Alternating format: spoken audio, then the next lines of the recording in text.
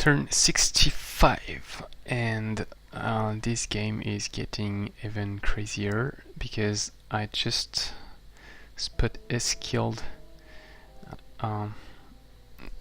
where I was expecting his army but not his leader, and he has a so he's playing Sorcerer and he has Master Illusionist obviously and some very nasty items.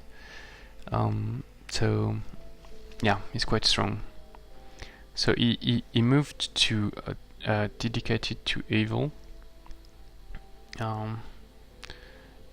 and strangely, because he's dedicated to neutral, so strangely he should have morale penalties, but he doesn't, so I'm not sure why. It looks like he lost a city this turn. Or maybe more than one. He's at war with Marcus. He has some protection, but not that much. The spirit protection is... oh yeah, from Strongwill, okay. And also from Crimson Star, but Strongwill is enough. He has 2 items giving Tireless. He has a shield. He has 18 defense, 17 resistance, pretty impressive. True Sight obviously, inflicts 10. Charged army at Magic Affinity, obvious choices. But it does have some nice items like Carissa's Perfume, Draconian Diet Dish with Fibrous, and yeah, and so Touch of Face, Turn Undead, Thunderstorm, 95 CP, and some additional damages, so 4 channels. So quite dangerous, and with some nice units. Nothing crazy, but not bad. And he has a flyer with him. So I don't know where I'm going to go with this guy. The flyer should have only 4x vision range, but his leader doesn't have night vision, it seems. So I might be lucky that he doesn't find me, but I doubt that. And so I hope he will move this way, and so he will get a free spell from the Forbidden Sanctum, and at some point he will reach my land. But at least he won't be able to reach my AD with here, and because I plan to attack Jean, but now that I have Ezekiel here, for instance, I was planning to move to this Densification, but I would be at range of his leader and his flyer, so that's a bit dangerous. So I need to wait for him to move away, and then I can attack, but at the same time, because he has Master Illusionist, it's a bit difficult to know where he is. I did 2 very dangerous fight, and the second one was really scary. So basically I had only my AD and the flyer, and I summoned 2 spy drones. Actually one was coming from the north. I had brought it from several turns, and the plan was to cast Call Ancestral Spirits and use it wisely. And because of Crimson Star, I've got 100% Spirit Protection, which divides the damage from the Mystics by 2. And I also have +3 resistance, so I've got very high resistance thanks to Crimson Star, the Cosmic Event. So here, what I'm doing, so first I had 2 teams to split them, and it worked for the Mystics, and it's going to work also for the Sphynx. And then I retreat. And then second part is to cast the Ancestral Spirit so that the Sun Guards have only them as the valid target, so they go for them, while the Prowler go for the rest of my units, and I can kill him. The hazard here is my hero could not move far enough, so the Prowler can reach him, and so I faced here so that the Prowler attack here, and do not flank me. And then second part is I've got this Spydron ready to move on the back, so I anticipate the Prowler will be here facing this direction, and then the Spydron can move here and flank him, and then I can move away.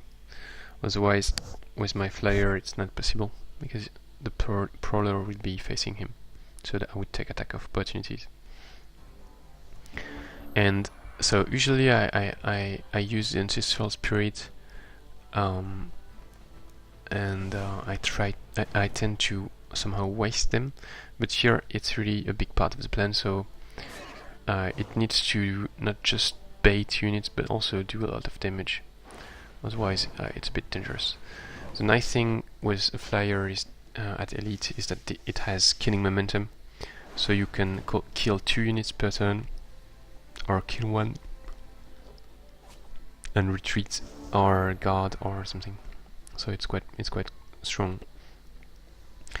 So yeah, I flank, then I kill with the flyer, and then I don't have enough movement points to do another kill. But I do kill the Sun Guards, or at least severely damage them with combination from my leader and Ancestral Spirit. And the Ancestral Spirit have incorporeal, so they take 60% less physical damage, and because we are on Blight, the Sun Guard does a fumble. So here I retreated with Spydron, no need to wait more, and I'm going to finish the 2 units near me, and then I can deal with the rest. And so as usual for a Mystic, don't just endure it, because then it will shapeshift and it becomes much more dangerous. If it's not injured, usually it doesn't shapeshift, so you're safe. Yeah, so here you see the use of the King Momentum Flyer.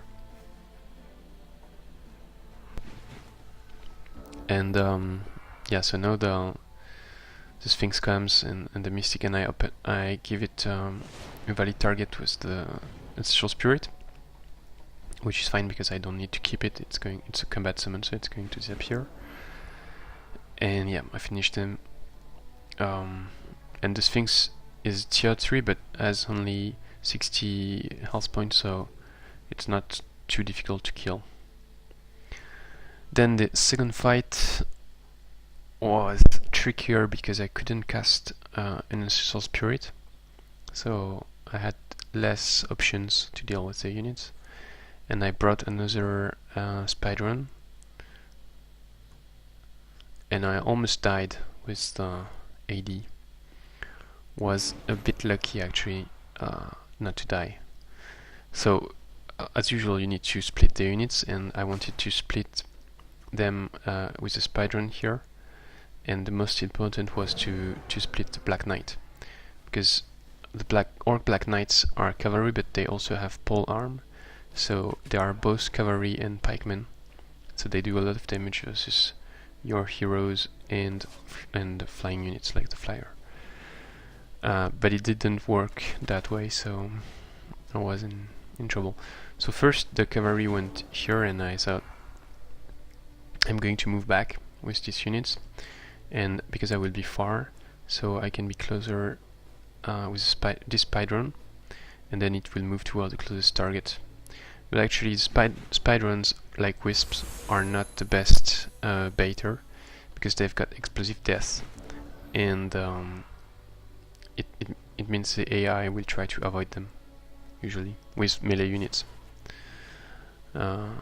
So it didn't work, even though the Spydron was closer, the cavalry didn't want for it. So instead it went toward me.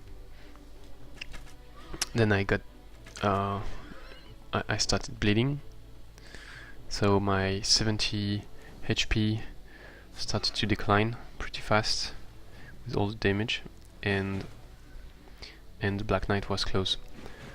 So at this stage I hesitated between staying on the fight and fighting, and retreating, but I thought it should be doable because I've got a lot of HP on the flyer. My hero still has a lot of HP too.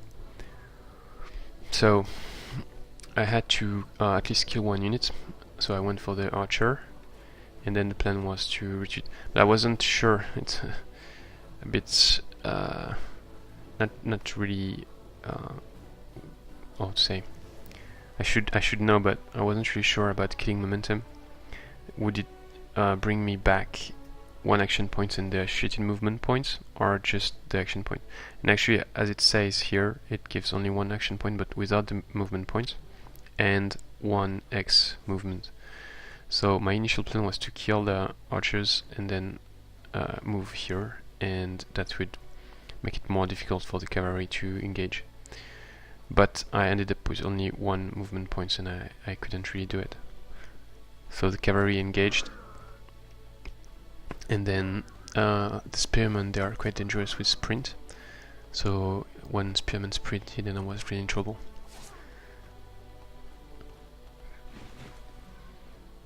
And the chokers from the priest is annoying, but with cure disease you can deal with it. So here I take 24 damage. Fortunately they do not use war cry, otherwise I would be dead. And I've got this guy throwing javelin just next to me, and then this guy using sprint and also short range, a lot of damage, and I'm only 8 HP left. So I was thinking the priest is going to move full movement and then attack, and then I'm going to die because I'm bleeding also. But it didn't happen that way. Then so how to deal with that situation? You've got 5 enemy units standing, 3 just next to you, the priest also next to you. So one option I considered was to kill the Black Knight, and because I had only 4 axis movement, kill Black Knight, open the way, and then escape. But the thing I didn't consider, so that was my plan and that's what I tried to do. The thing I didn't consider was that Spearman was looking here, this direction, so if I moved away I would be killed by the Spearman actually. So first I did that, and I hesitated between 2 options. One was flashbang on the Black Knight and then attack, and the second was Killer Instinct. Killer Instinct is supposed to give you +3 damage because you've got Orc Slayer, but actually due to the I didn't take that into account, but due to the defense you don't get that many additional damage. So I got actually yeah, you do get it I think in average damage, but so it's not linked to the defense. Sorry, I said bullshit. But due to the 20% modifier in terms of minimum damage, it's not +3, it's actually +1 or +2. And so I got +2, but I was doing minimum, I think 23 plus 15, so that's 38, and the Black Knight had 43, so if I had a bad roll, it would not die. And whereas if I cast Flashbang, it was sure to die, but then Flashbang is only for this hit, whereas this gives +3 against all the remaining enemy units, so it's more useful. So I was, wow, actually I didn't pay attention, but actually I did exactly 43, so I was quite lucky. And then here I move like this, so it means I cannot move up to here. I have to end up here, I think. But it allows me to flank the Spearman with my flyer, because if I use the Sun Spear from here, when I move, I would take an attack of opportunity and then I can flank. But it still ended up with 2 HP, and so again I was thinking I'm dead because it has sprint, so it can sprint, hit, and the Orc Priest can also hit me. But still I tried using the Nourishing Meal on me. Yeah. And then actually the bleeding stopped this turn, so I was saved from bleeding. So otherwise I would be dead, I think. He did sprint, move on my back, flanked me, and I was at 8 HP left. And then the priest used strokers, so that's kind of stupid behavior from the AI to do that. And so I ended up with 8 HP left, and then again I was concerned the priest would move and attack me and I might die because I was only at 8. But in the end it didn't, and I wanted to save the speedrun, but I made a mistake moving the priest and could not reach the escape. So now I was more or less saved because I could use the flyer and kill the priest and finish him with the hero. So my hero reached level 14, and now I'm taking Regrowth because it's going to be pretty useful for small fights to take cities. So hopefully I can survive, and I mean Eskild doesn't go to the surface, and then I can still attack. And it's good to take my time to attack because, as I said on the previous videos, I've got my leader coming, and that would be good to synchronize the 2 attacks. And I will be there in about 3 turns. Jean took Brunsund, the last city I controlled on the surface, and used a veteran Dread Reaper and a Banshee Adjustment. So the veteran Dread Reaper is, as far as I know, is Ice Mage army. So I think he has his Master Illusionist Sorcerer in this area, which means he's quite far from here, which means I can attack safely, hopefully. Yeah. Then, okay, so I already know this. Then here, so I don't know where he is. I moved up to here and I was not able to see him. I believe he's here, because I calculated his movement from the last time I saw him on turn 62, and that should end up here, so outside the vision range of the watchtower. And then this turn he would move, because he plays after me, he would move around here. So he's getting close to my main army. So I'm sending back the scouts. And in this area he had sent the Prospector he got from True Resurrect, I think. And so I spotted it with my speedrun and killed it in a draw. And I cast another speedrun to defend my throne. So hopefully he doesn't have any more units in this area. He might have actually a Orc Priest that he also resurrected. So I should probably cast a second speedrun in this area, but yeah, I don't know. And so I've got my main army here. He had a Banshee here last turn, which apparently moved back.